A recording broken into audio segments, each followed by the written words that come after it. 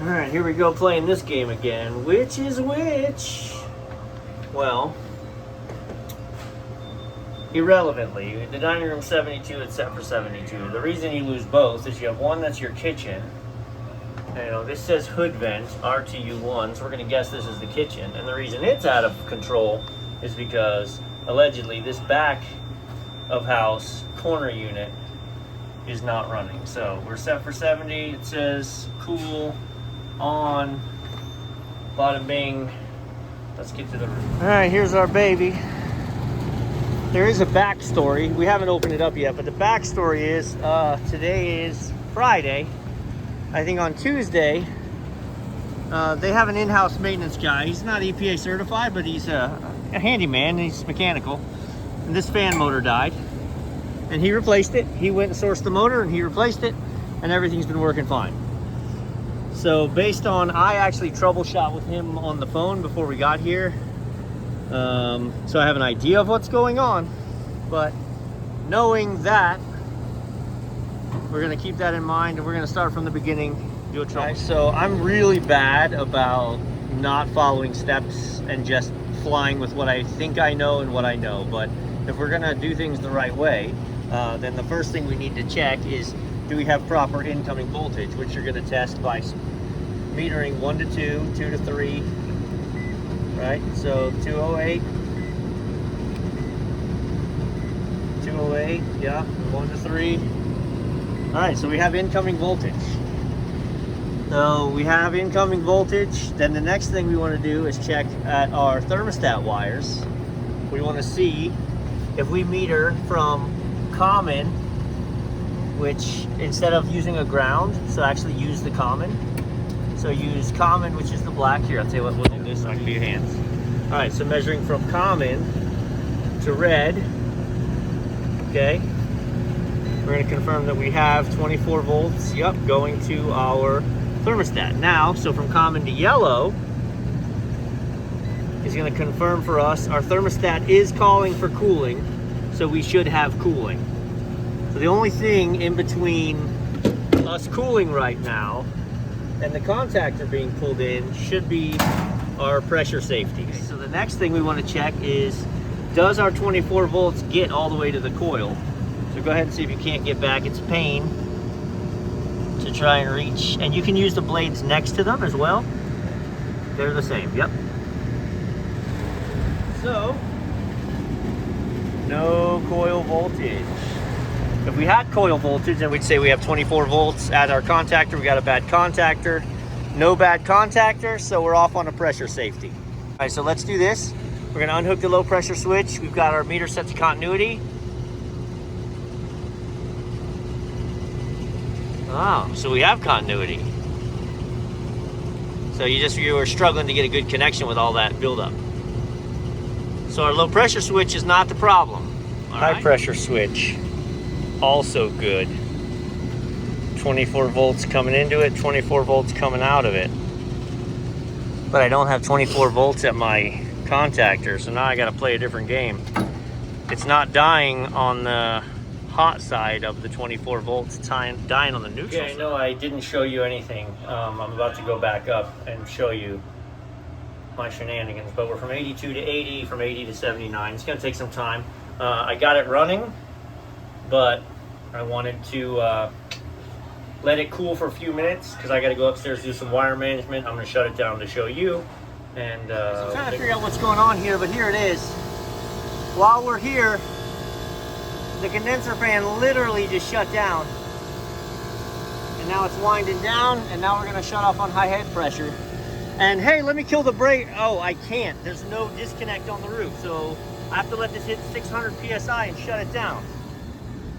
I'm going to go kill the breaker. We're gonna rewire that fan. He has to have it wired wrong. Right, so we'll go see if I'm gonna blow us up or not. So now, leg 1 of the fan is on L1. Leg 2 of the fan, which I use this blue wire because I already had a nice terminal on it, is on T3 because it's just a single phase. So I'm taking 1 and 3. But also that purple wire is what we're powering our contactor or our capacitor with, so that I'm not introducing a third phase of power to the contactor to shock it with. So Let's go hit the breaker, see what happens. Okay, blower kicked on. We also moved the fan blade up a little bit. It was down a little lower than it should have been. We weren't getting full air pop out the top. We're waiting for the magic moment when the compressor, when the contactor gets pulled in. Okay, so let me actually, nope, mira. Actually spinning the wrong way now too. It's spinning the wrong direction. You know, sometimes I can get ahead of myself. Well, let's see. Can we look upside down, guys? Can we read?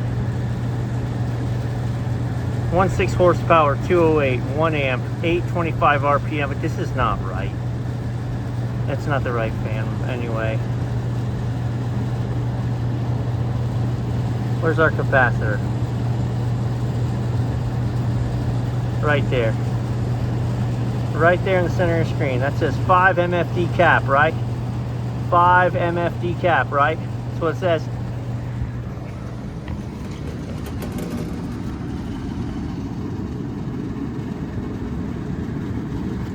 Bro. So I got all sorts of issues here. This motor keeps cutting out on thermal.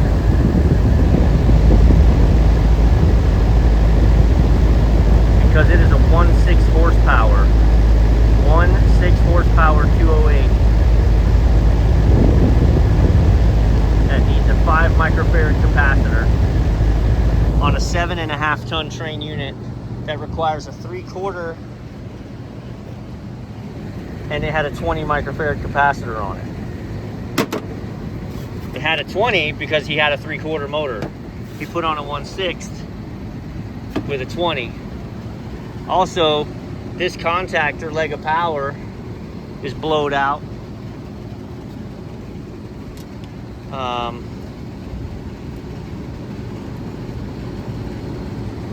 I got 0 across that, but I got 210 across 1 and 2, 210 across 1 and 1, 2 and 2, which means what you got is the voltage from line 3 making its way. Look, there is 120 volts to ground. Right, this is the perfect ghost voltage explanation. There is 120 volts and 120 volts.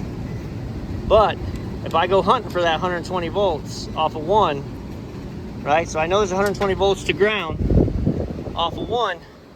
So we go from 1 to 1. Oh, I got 208, so that's not it. I go 1 to 2. Oh, that's 208. I go 1 to 3. There it is. Line 3 is winding its way through and sitting on the top of load 1 and load 2. The Donkey Kong part of that is I've got 120 volts being sent to my fan, and it's running even though it's a 240 volt motor. We got to burn it down and start over. We got to put a 3/4 horsepower motor here. We got to replace this contactor. This is going to be a mess to try and go back and explain. I took snippets along the way, but our contactor had a problem. So we've replaced our contactor. It was wired funny from the inside in-house guy. There was a 20 microfarad capacitor, needed a 5. We're waiting for the cooling to kick in, but I can tell you I've already bumped it. Now the fan spins the proper direction. It runs. We'll pull an amp draw. But so he said he pulled a 1.6 horsepower motor off of this, and so that's what he replaced. You can't see the data tag on this, but he's got a sister unit here, the same exact unit. Oh boy, it's hard, but let's see. Because I saw it earlier. Compressor 1, evap. All right, here we go. Stay with me. Condenser 1, single phase, 60 hertz, 3 amps, 208 volts, 0.70 horsepower. It needs a 3/4 horse. This is what a Trane OEM 3/4 horse looks like. It's got a big heat sink on it. It's a boss.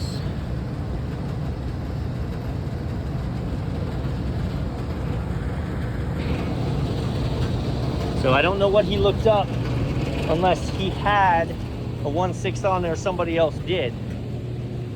I don't have a 3/4 horsepower on me tonight.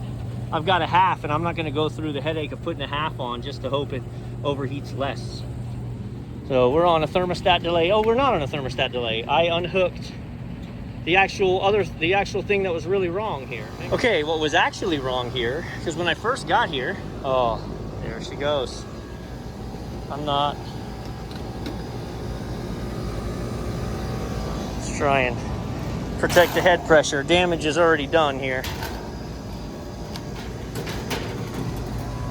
So we got to change it. We're sitting at 404 right now.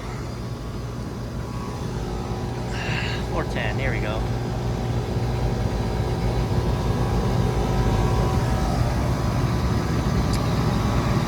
The relay that energizes W, low voltage wasn't rolling.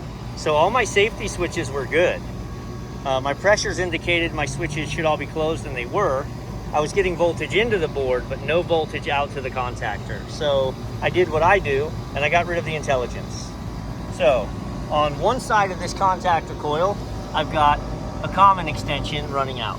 On the other side of Y, I've taken Y and I've run it down and made a, and I thought it was a fan cycle delay, but it's not, a fan cycle control. But I ran Y down into, there's a second high pressure switch. So I've run Y in series through the low pressure, the high pressure, and a secondary added high pressure switch right there. So if any of the safeties pop, contactor's kicking out. So I haven't lost any intelligence in the control system. I just don't have to run and buy this board. It's Friday night, it's 6 o'clock. We've got to get this kitchen AC up and running. So I'm gonna let it run, watch pressures a little bit and see. We may be a little undercharged, but unless we're drastically undercharged, I'm not gonna mess with it tonight. So stand by. This fan motor's pulling, hang on. It was getting distracted by the, there. This fan motor's pulling 1.4 amps. It's rated for 1.1. It's a 1/6 horsepower. Not made to survive this. Like I said, I've got a half. I'm not putting it on. We need a 3/4. I'm a slow learner, guys. I was just always a fan of taking the scale with me. Getting too old for that nonsense. Weigh it now, use it, weigh it afterwards. 1512. All right, so we just fired it up. It is a 410A unit. You can see clearly we're running short on refrigerant. I hesitated whether I was going to put charge in this or not, given that that fan motor is going to die this weekend, and it's going to stop cooling anyway. But they have an in-house guy I'm trying to get a hold of and see if I can't get him the right fan, or what we can do. I've already got things booked for the morning, so I cannot come back. And I don't think they want to open a supply house for a fan anyway. But we've already purged this. You can see where with the new gauges are boss. I wish I was actually further in the evaporator, but it is what it is. I weighed the bottle downstairs. And then we'll weigh it again when we're done. Just realized I've got this panel cracked a little bit, and we have an undersized fan. So my head pressure should be through the roof.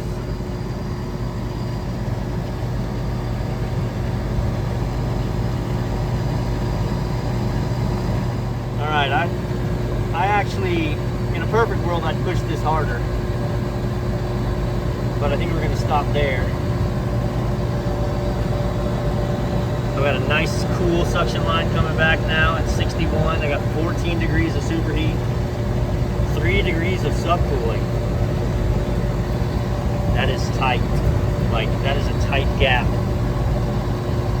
But that'll likes to get us cooling inside.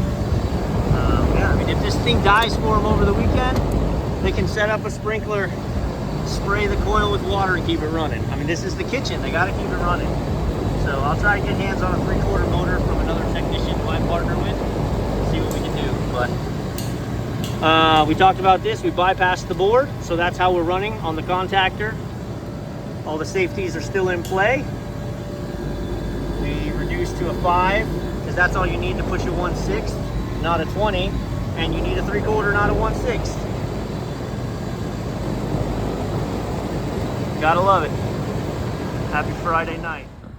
I literally don't remember what I was at, so I'll look back. It's quick math. Somebody tell me, how much did I use?